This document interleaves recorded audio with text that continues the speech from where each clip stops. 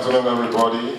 So please bear with me with my voice. I've been doing some busy stuff, but I had to still squeeze out time to be here. And I really thank Prince Afolabi Adu, my mom, to put me here as well. And I actually drove in from Lagos this morning to beat the restriction. Okay, so what I'll be doing is chatting you on the career path in SAP Financial Application. SAP is actually another aspect of IT, information technology. Is anybody in the house that's familiar with SAP? You've heard about it before? No? Okay, now you know SAP. So I'm very sure that a lot of you will be converted to be SAP students after my speech, because there's money there. So for all of you that have been looking out for money, there's money in SAP. So I put up the agenda, which is introduction, overview, assessing skills, SAP Financial Accounting. I wouldn't just talk about financial accounting. SAP is actually very broad. Do we have business admin students here? Do we have accounting students here? Okay. Do we have HR students, legal? So all of you can actually fit into SAP. So I'll be telling you about that. So basically, it's just to give you more insight. The objective of this session is to give you more insight of SAP's career potentials. So if you want to go deeper, then you can actually, we have some other information I'll share as well that you can follow. So basically, SAP is actually a German application, right? And it's been in existence for the past 52 years, precisely April 1972, by former IBM. I hope you know what IBM is, the IBM technology. So this employee is actually pulled out of IBM, former IBM, and they came up with the SAP software. So it's actually a software application that you use in running the business processes. You know, so they developed it, and do we know what ERP is? Enterprise Resource Planning. So basically that's what SAP is.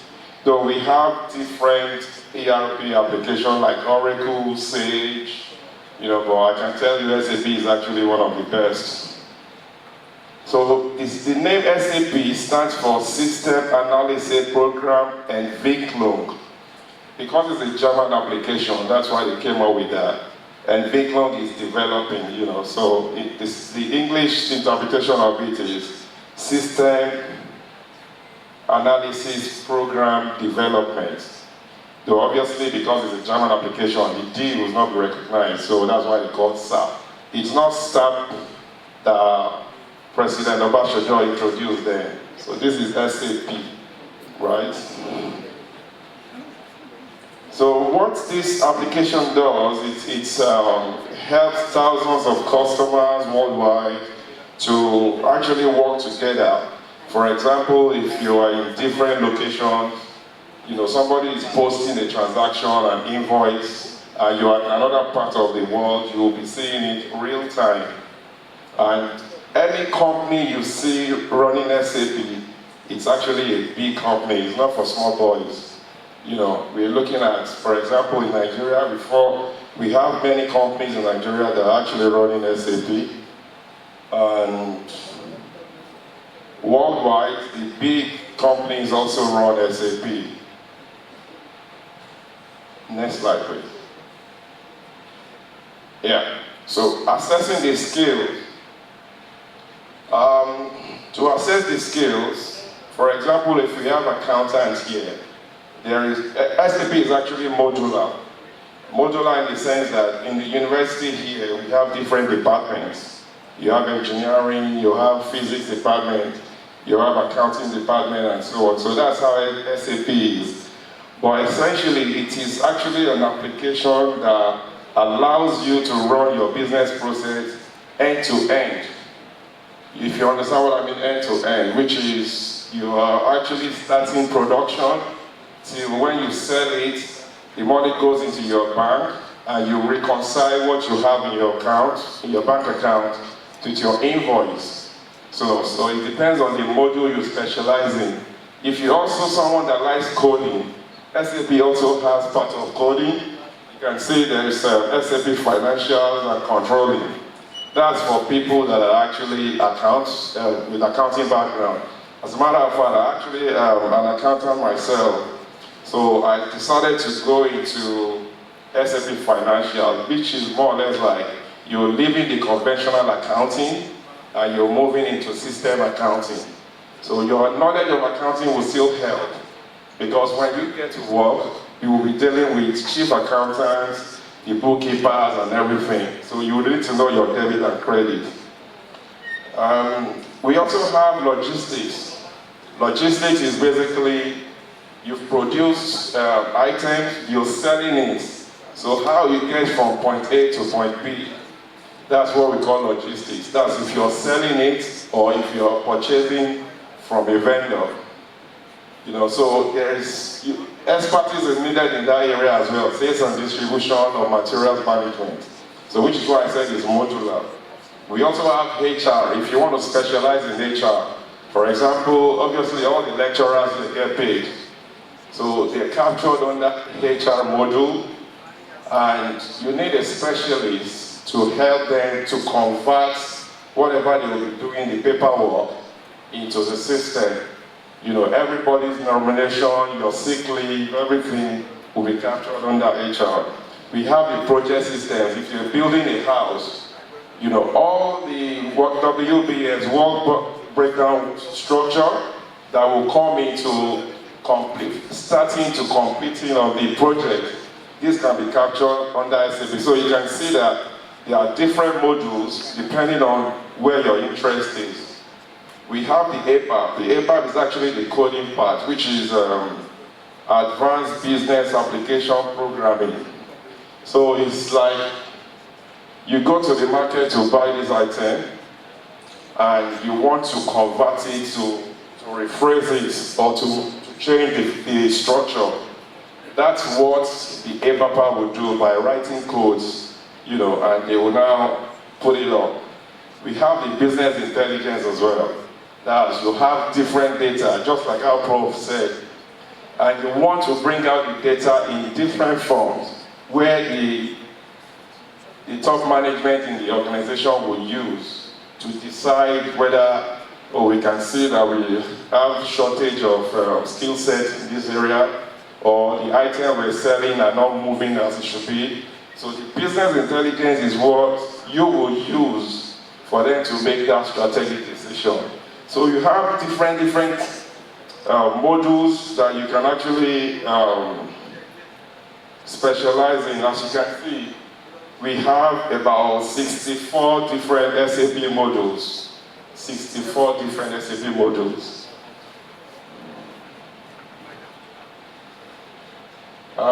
Next slide. So let me just dive into SAP accounting, financial accounting. If you're an accountant, can you raise up your hand? Or if you studied accounting? Okay, a few of you, good. So I'm sure you'll be familiar with the general ledger, accounts payables, account receivables, and so on and so forth. This is captured under the financial modules. And you have the reporting, financial statements, the budget, and the variance, and so on. So what this means is that everything that is being transacted in the company, you capture it on the system, the SAP system. So you can have a company that has an head office in the US, and it has a branch in Nigeria. Anything they post in Nigeria, they can see it in the US, real time. And anything they post in the US, you see it here real time as well. So that's why I said only big companies run SAP. We have so many companies in Nigeria, up to 100, that are actually running SAP. So the market is there, awareness is still very limited, so which is why we just thought it would be good to get you to know this if you're interested in pursuing your career in SAP.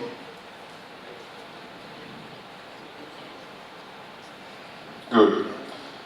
Then how do you get education or certification in SAP? There are different ways. Back then, when I actually went for my SAP certification, because it's actually very restricted and very expensive. Expensive in the sense that I was in the UK when I wanted to learn it, and it would have cost me about 15 to 20,000 pounds. But I had to fly to South Africa to do it, and I was able to do it for about 7,000 or 8,000 pounds. So I was able to save a lot. But obviously, even at that was still a huge amount of money that you will put in. And I will tell you, it was actually money I was meant to use for my first mortgage that I had to divert to go and train myself. But obviously, the rest is history now. So you can go to the academy, which is the first one. But these days, like our prof said, we've got a lot of online training. It used to be like you go to South Africa, you go to UK, or you go to India. India is also cheap at that time. But these days, everything is online. So if you want to register, instead of you going to South Africa or all these places, once you have your internet, the speed is okay, you'll be able to do the training. Then we have some SAP trainers, the training partners, that you can actually register with. If you register with them, they train you as well. Similarly, you can have the physical classroom training, or you have the online training. The difference is that SAP Academy is the most expensive. So if you want to reduce the budget, you can go for some of the SAP training partners, or you can get some experienced SAP consultants. The thing is that SAP is not what you can read on your own. You can't just get the book or go online to read and you believe you'll be able to pass it. No, you still need someone to actually tell you this and that as what you need to do. So that's why it's not really very rampant. And it's usually good to actually be SAP certified, just like many other IT courses as well. They look out because they are people that forming to be like they have the experience. Yes, experience is good, but because there are so many people getting to acquire the same skill these days, how they see it is to see people that have the certificate, that certified.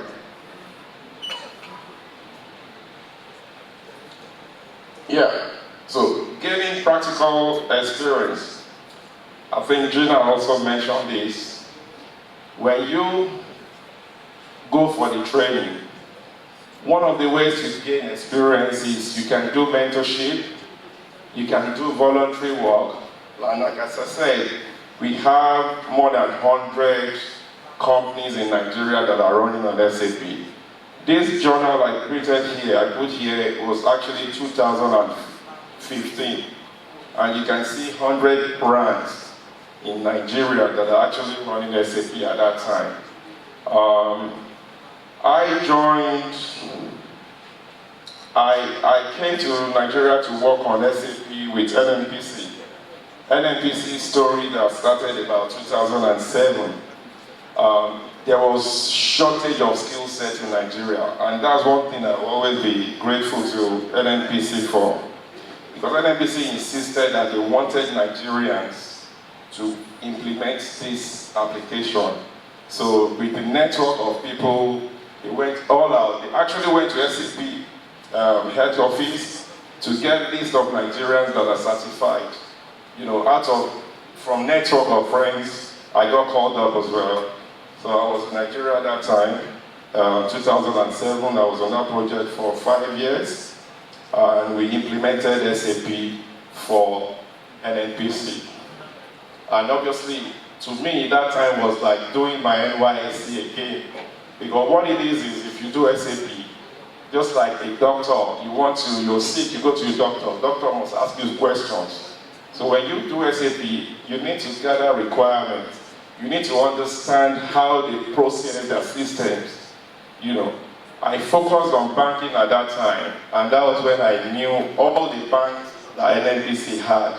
I configured more than 500 bank accounts at that time, even though it's not best practice. Because what SAP does is that it's trying to streamline all those, you have 500 bank accounts, because the system is integrated. So essentially, you're supposed to have very few accounts, but NNPC was run like Nigeria, you know. So if you open 3 accounts, UBA will come, they will say, why are we not having an account? First Bank will come, Zenith will come, you know. So they had to open accounts with all the banks, and that was really, really a difficult task. But then, because of the nature of SAP, we were able to accommodate all the accounts. You know, so even the NNPC London office, Duke Oil, all of the branches we put on the system.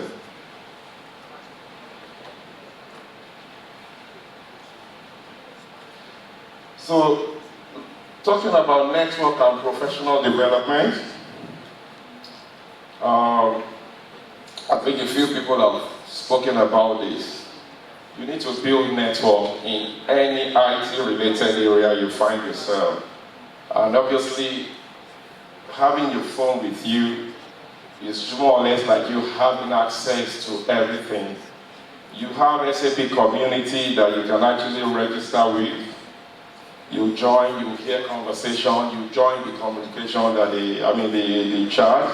There's LinkedIn group as well that you can join, depending on the area that you're actually interested in. So just like I said, if you're an accountant and you want to pursue career in financial and controlling, you have a group that's dedicated for financial and accounting. If it's HR, you have a group that you can join for that as well. And if you're actually working in an organization, for example, if you're a beginner, it's also important for you to have a network of your colleagues, because SAP is like an ocean. You never know it all. But the more experience, the more companies you work with, the more experience you have, and you'll be able to apply it in different organizations.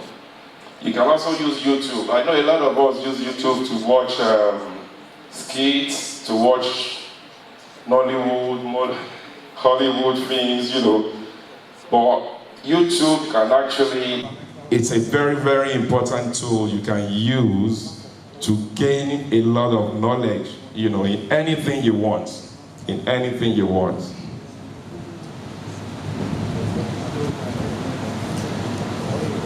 And there are actually strategies you can use in advancing your career in SAP. Prof said it, continuous learning. Because when SAP started 1972, it's evolved a lot. Right now, because at one point it was called SAP R2, R3, ECC6, now it's S4HANA, which we actually storing the data in the cloud. So you can imagine, I've been doing this for more than 20 years. So I started with R3, then R5, ECC6, and now it's S4HANA. You need to keep updating your skill sets, because that's what will make you to be marketable.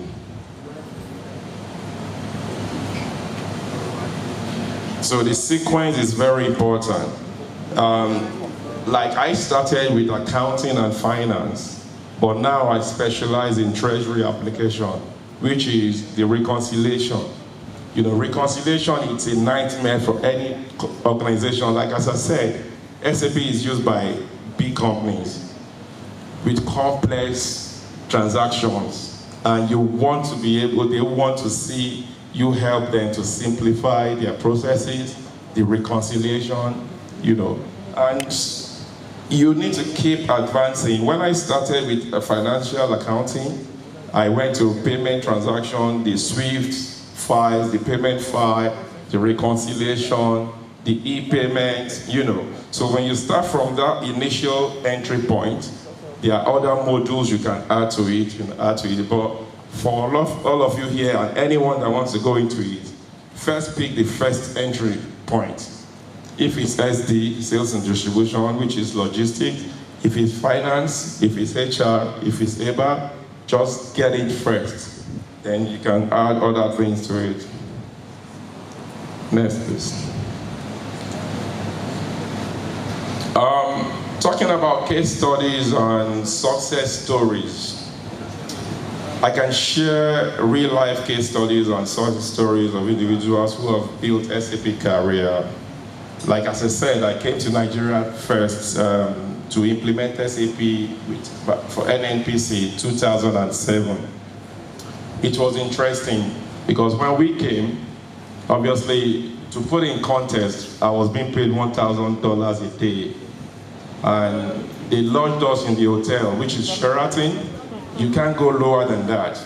And you've got chauffeur driven. So what they used to say is that you expatriate in your own country. It was good. Honestly, it was good. I was living in the UK and they had to fly me back to the UK every 6 weeks. You know, so it was really, really good. People were like, oh, look at these guys, you know.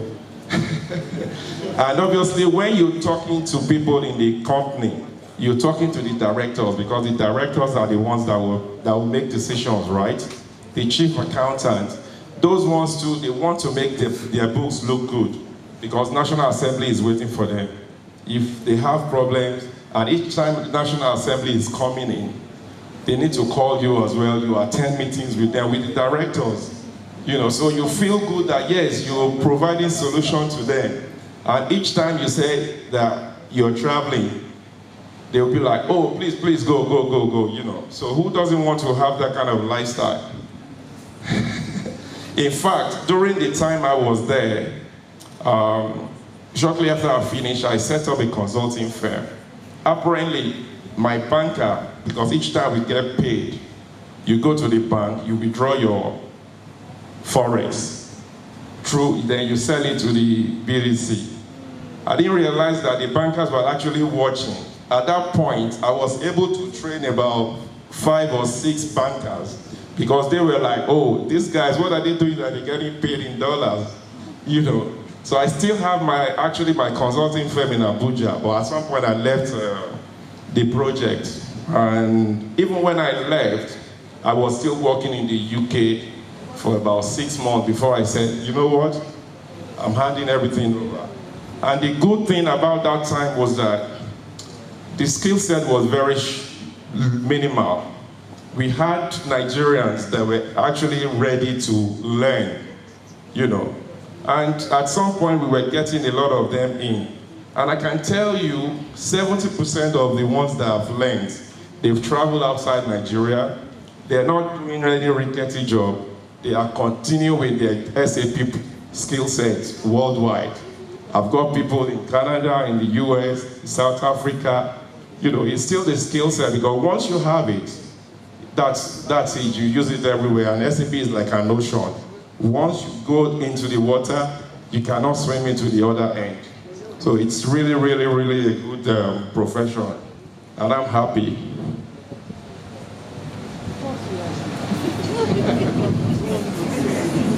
What's that? Yes.